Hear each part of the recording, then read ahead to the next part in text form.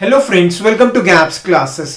दोस्तों दोबारा से हम मिल रहे हैं क्लास 11th के स्टूडेंट्स के लिए। ये वीडियो हम लेकर आए हैं, किसके लिए है? क्लास 11th के स्टूडेंट के लिए। लास्ट वाली वीडियो के अंदर सोसाइटी लॉ एंड एथिक्स को चैप्टर को हमने स्टार्ट करा था, तो इस वीडियो के अंदर भी हम society law and ethics chapter को आगे कंटिन्यू करेंगे। स्टार्टिंग में मैंने आपको बताया था एक वीडियो से पूरा चैप्टर कवर नहीं होगा, अप्रोक्सीमेटली 3 वीडियोस आएगी।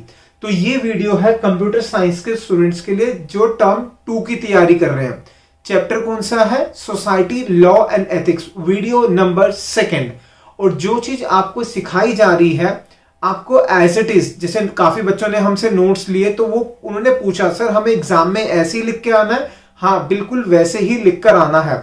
और अगर आप इस चैप्टर से रिलेटेड नोट्स लेना चाहते हो तो उसके लिए आपको 29 रुपीज पे करने होंगे, सिर्फ 29, दैट इज 29 रुपए पे करोगे फोन पे, गूगल पे और साथ साथ में आप पेटीएम भी कर सकते हो। पे करने के बाद आपको स्क्रीनशॉट भेजना होगा हमारे व्हाट्सएप नंबर पे। विद इन 4 आवर्स आपके पास नोट्स आ जाएंगे, आपके व्हाट्सएप नंबर पे ही आएंगे पीडीएफ के फॉर्म में। तो इस वीडियो में भी हमने आगे क्या पढ़ना है? Society law and ethics, video number 2 है। वीडियो को स्टार्ट करने से पहले मैं स्वागत करना चाहूंगा आपका गैप्स क्लासेस के चैनल में।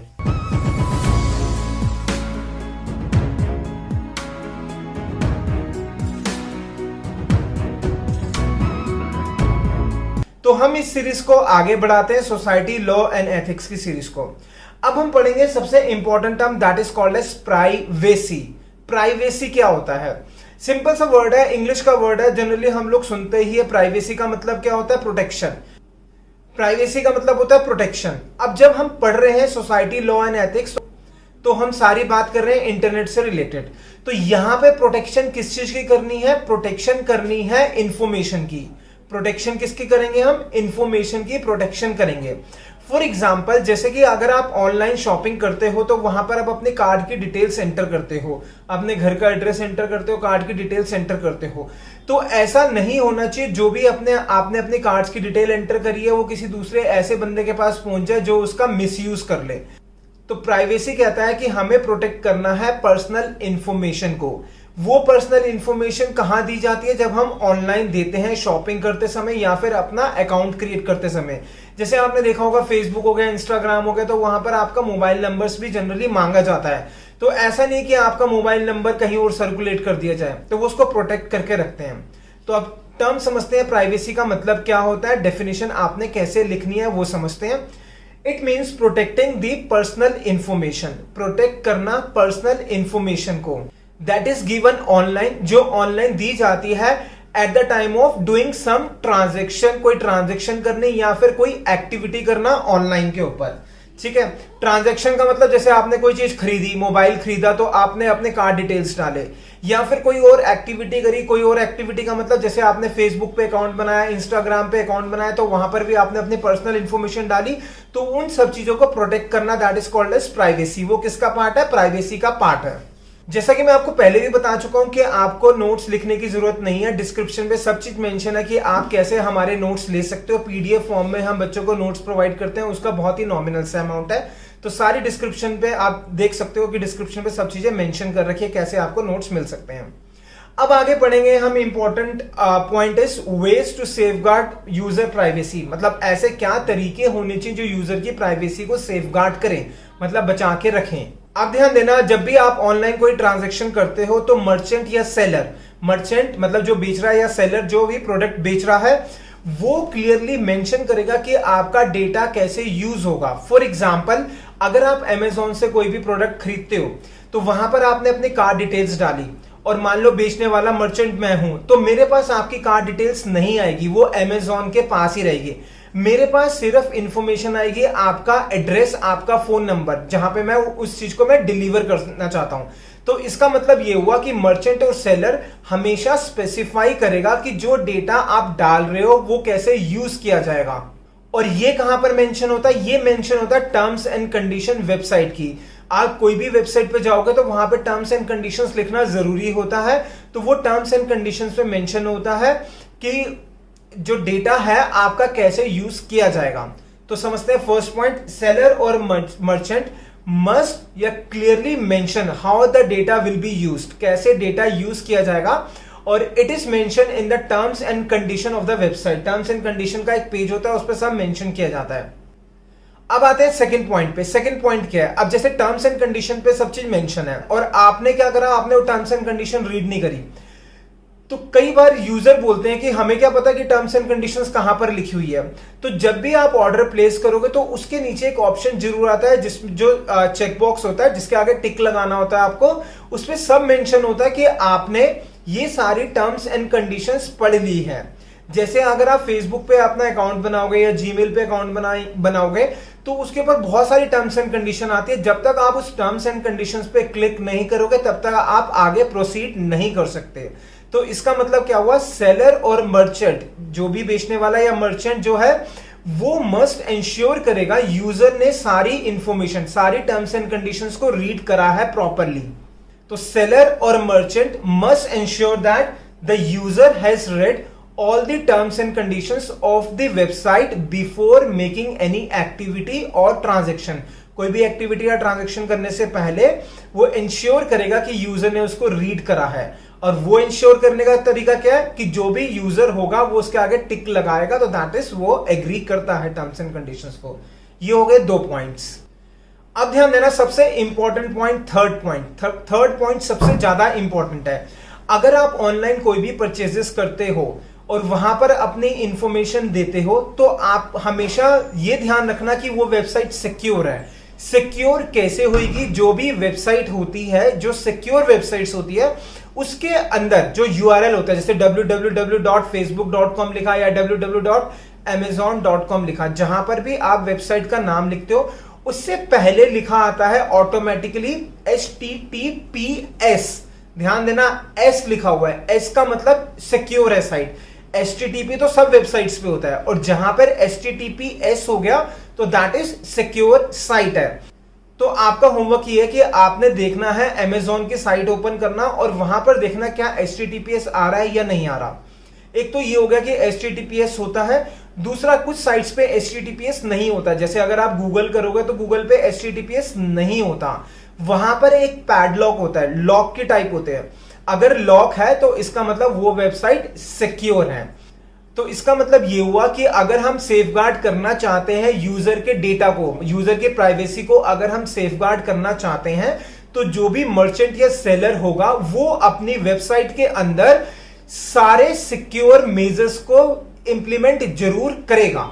सिक्योर मेजर जैसे हो गए HTTPS समझाया, पैडलॉक समझाया। तो समझते हैं थर्ड इंपॉर्टेंट पॉइंट, सेलर और merchant must ensure the safety of users data by implementing proper data safety and security measures like HTTPS, और HTTPS नहीं है तो क्या होना चाहिए, padlocks। या तो HTTPS होगा या फिर क्या होगा, padlocks होगा। ठीक है, ये बहुत ही इंपॉर्टेंट पॉइंट है, एग्जाम के अंदर क्वेश्चन इसके ऊपर बेसिस पे आता ही आता है। ठीक है, राइट। अब हम पढ़ेंगे सबसे important term, that is called as online fraud. बहुत ही इंटरेस्टिंग टर्म है और आपको पता होना जरूरी है ऑनलाइन फ्रॉड क्या होता है। फ्रॉड का मतलब आपको समझ में आता है, फ्रॉड का मतलब किसी ने कोई गलत काम कर दिया। ऑनलाइन का मतलब क्या हो गया, इंटरनेट पे गलत हो गया। इसका मतलब ये हुआ, सपोज करो आपने कोई प्रोडक्ट ऑर्डर करा, आपको वो प्रोडक्ट मिला ही नहीं और आपने उसकी पेमेंट कर दी, लेकिन आपको वो प्रोडक्ट नहीं मिला। तो इसका मतलब क्या हो गया, वो आपके साथ ऑनलाइन फ्रॉड हो गया। या फिर एक एग्जांपल और लेते हैं, कई बार आपने सुना होगा कि पेटीएम में लोगों ने क्या करा, एक के अकाउंट से दूसरे अकाउंट में पैसे ट्रांसफर कर लिए और जिसके अकाउंट से ट्रांसफर हुए उसको पता ही नहीं कि उसके अकाउंट से ट्रांसफर हो गए। तो that is called as online fraud.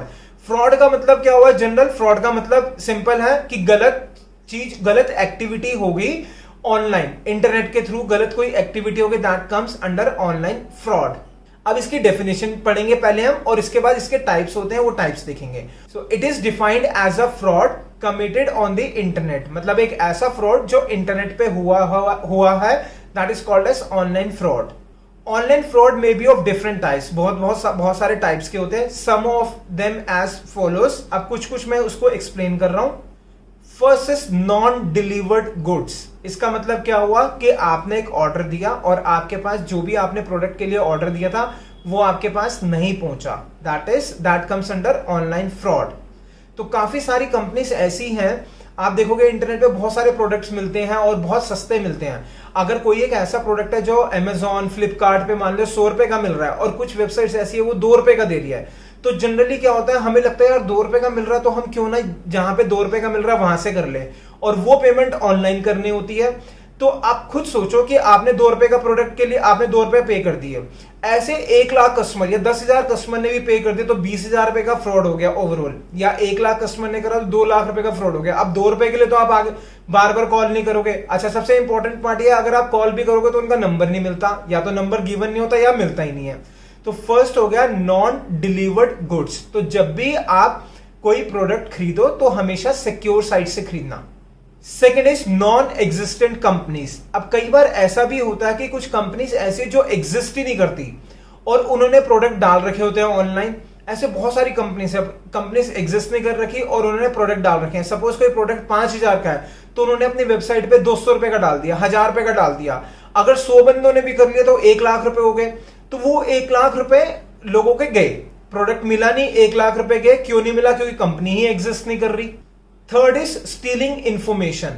और क्या होता है, थर्ड क्या है, इंफॉर्मेशन को चोरी कर लेते हैं। जैसे कि आपने कार्ड डिटेल्स डाली और हैकर्स ने उन डिटेल्स को हैक कर लिया, या आपने कोई एक ऐसी वेबसाइट पे ट्रांजैक्शन करी जो सिक्योर ही नहीं थी। जो मैंने आपको पहले बताया कि सिक्योर होनी चाहिए, जिसके आगे HTTPS होता है, पैडलॉक होता है। अगर आप जिसकी जो भी वेबसाइट है जिसके आगे HTTPS नहीं है, पैडलॉक नहीं है, तो उसका मतलब वो सिक्योर नहीं है।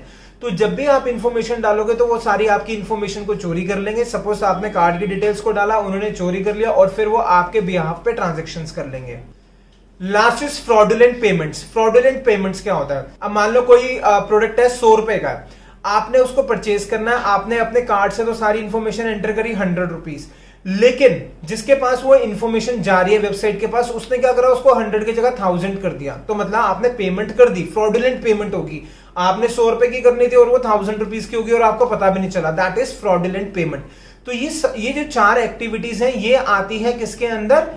ये चारों एक्टिविटीज आती है हमारी फ्रॉड के अंदर। अब मैं आपको एक एग्जांपल और बताता हूं फ्रॉडुलेंट पेमेंट्स का क्या होता है। दोस्तों, आगे चलने से पहले मैं आपको एक एग्जांपल देना चाहूंगा जो मेरे साथ हुआ था। तो ऐसा नहीं हो कि आप लोगों के साथ भी वो चीज हो जाए। तो मेरे साथ प्रॉपर फ्रॉड हो भी नहीं पाया था। क्यों? क्योंकि मुझे इंफॉर्मेशन थी, मुझे नॉलेज थी। तो ऐसे काफी लोग होते हैं जिनको नॉलेज नहीं होती, इंफॉर्मेशन नहीं होती, और उनके साथ ये इनमें से कोई ना कोई फ्रॉड हो जाता है। अब जैसे क्या, अगर आप ऑनलाइन चेक करोगे, सपोज आपने एक गाड़ी खरीदनी है, फॉर एग्जांपल आपने बाइक खरीदनी है, एक गाड़ी नहीं, एग्जांपल लेते हैं बाइक का। अगर आपने बाइक खरीदनी है, सेकेंड हैंड बाइक खरीदनी है आपने, तो आप क्या करोगे? जनरली काफी लोग तो इंटरनेट पे सर्च करते हैं। अगर आप इंटरनेट पे सर्च करोगे तो वहां पे OLX पे प्रोडक्ट मिलता है, सेकेंड हैंड प्रोडक्ट दिखते हैं। अगर मान लो एक बाइक है जो लेटेस्ट मॉडल है, आपके अकॉर्डिंग जो आपने मार्केट में रिसर्च करी है वो 40,000 की मिलनी चाहिए सेकेंड हैंड। अगर आप ऑनलाइन देखोगे तो OLX पे वो 20,000 30,000 की दिखाएगा। तो आपको लगेगा यार मैं तो यहीं से ले लूं।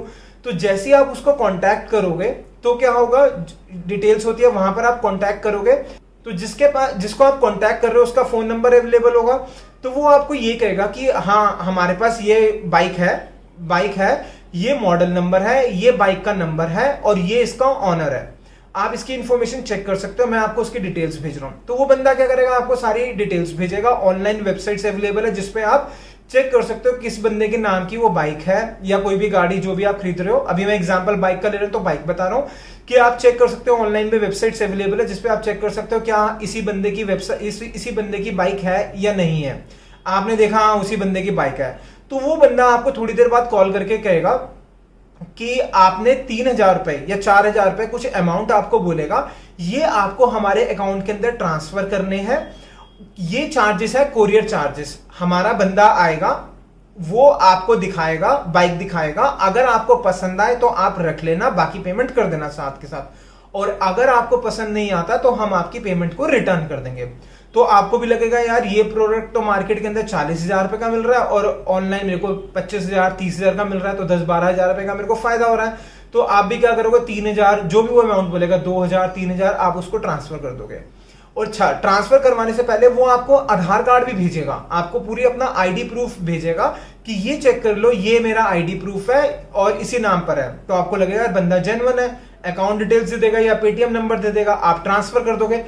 फिर जब जैसे ही आपने पैसे ट्रांसफर करे तो उसके बाद भूल जाओ वो आपका फोन भी उठाएगा, या तो वो आपका फोन नहीं उठाएगा, अगर उठाएगा तो आपको 2-3-4 दिन घुमाता रहेगा कि आज नहीं कल, और उसके बाद थक हार के वो नंबर को चेंज कर देगा और आप थक जाओगे, आपकी पेमेंट नहीं आएगी। तो ये होता है फ्रॉडुलेंट पेमेंट, मतलब पेमेंट कर दी और उसके बाद सामान भी नहीं आया। तो ये स्कैम्स बहुत ज्यादा होते हैं इंटरनेट के ऊपर। तो इस वीडियो को देखने के बाद मैं उम्मीद रखूंगा कि आप लोगों के साथ ये स्कैम नहीं हो, ठीक है। तो आपको अगर क्रॉस चेक करना है, ऐसी बहुत सारी वीडियोस हैं ऑनलाइन, आप चेक कर सकते हो कैसे कैसे किस तरीके के स्कैम्स होते हैं ऑनलाइन। अब हम पढ़ेंगे कुछ important point, measures to stop fraud as follows. कहता है कि क्या क्या मेजर्स होने चाहिए जिससे कि फ्रॉड को रोका जा सके। फर्स्ट इज, एक मॉनिटरिंग कमेटी होनी चाहिए, एक मॉनिटरिंग बॉडी होनी चाहिए या फिर एक ऑर्गेनाइजेशन होनी चाहिए जो इंश्योर करेगा कि प्रोडक्ट डिलीवर हो गया है। अब जैसे एक एग्जांपल और लेते हैं, अगर आपने कोई प्रोडक्ट मंगवाना है इंडिया से बाहर से, फॉर एग्जांपल आपने यूएसए से मंगवाना है या चाइना से मंगवाना है, अब ऑनलाइन आपने मंगवाना है, आपको क्या पता यार जहां से आप ऑर्डर कर रहे हो कि आपका प्रोडक्ट आएगा या नहीं आएगा। तो उसके बीच में क्या आता है, उसके बीच में एक कंपनी आ जाती है, that is called as PayPal. आप इंटरनेट पे सर्च करना, आपको पता चल जाएगा पेपाल के बारे में। तो मैं थोड़ा सा एग्जांपल दे रहा हूं, मैं ज्यादा चीजें डिटेल्स में नहीं एक्सप्लेन करूंगा। तो एक कंपनी आती है पेपाल।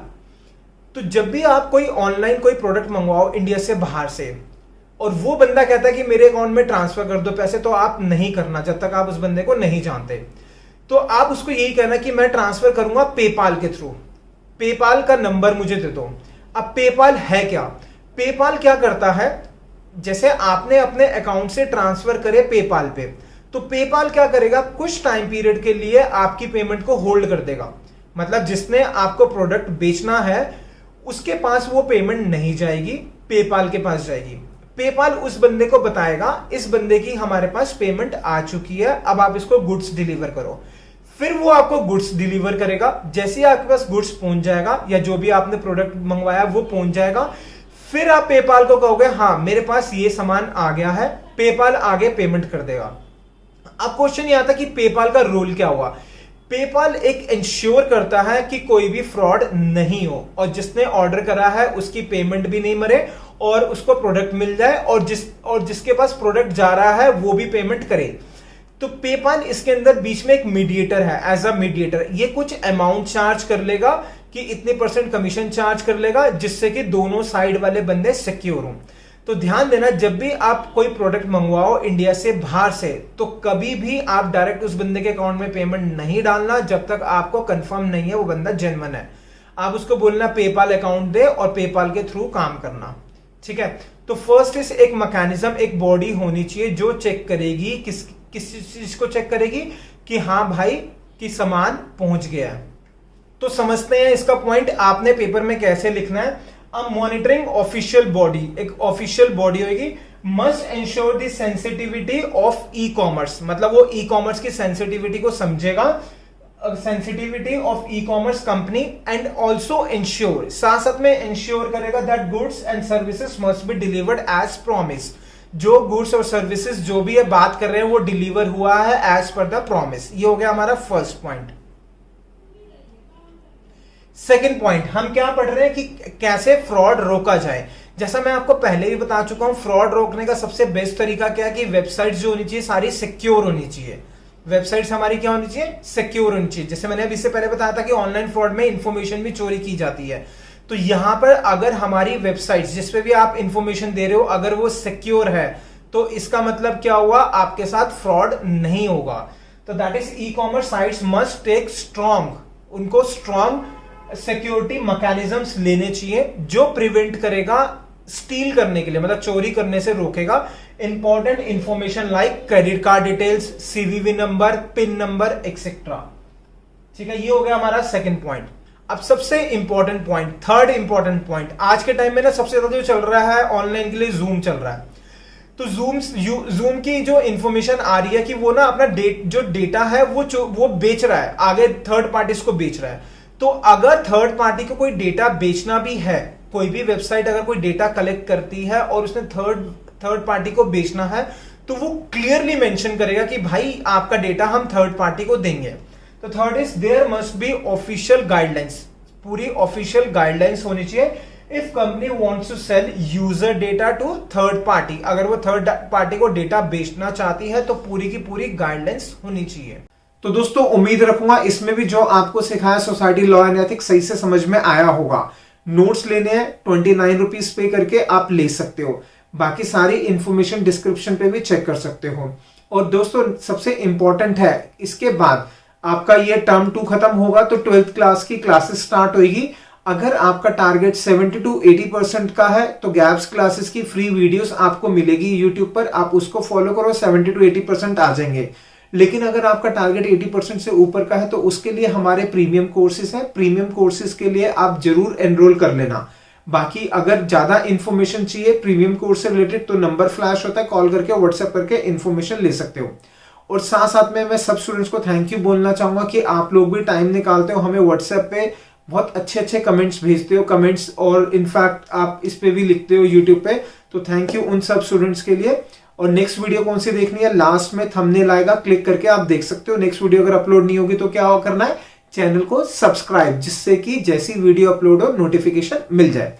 मिलेंगे हम नेक्स्ट वीडियो में भी, सोसाइटी लॉ एंड एथिक्स ही हम पढ़ेंगे चैप्टर। तो ठीक है दोस्तों, मिलते हैं नेक्स्ट वीडियो में।